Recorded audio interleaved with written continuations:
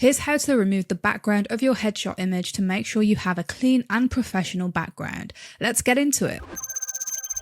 With your image imported, start by coming up to Select and choose Select and Mask.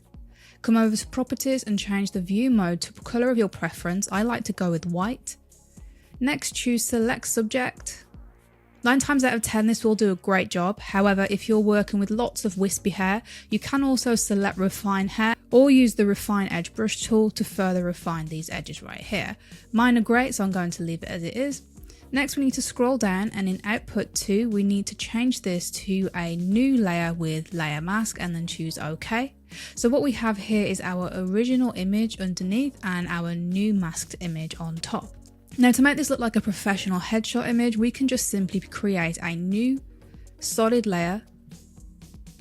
I'm going to go with white, choose OK, and simply drag this underneath your image of your subject. You can also create a gradient if you want it to have a little bit of depth to it. So I've just created a simple gradient here to mimic a photo studio backdrop. So we've essentially gone from having this distracting background to having a more professional looking headshot, and that's all there is to it.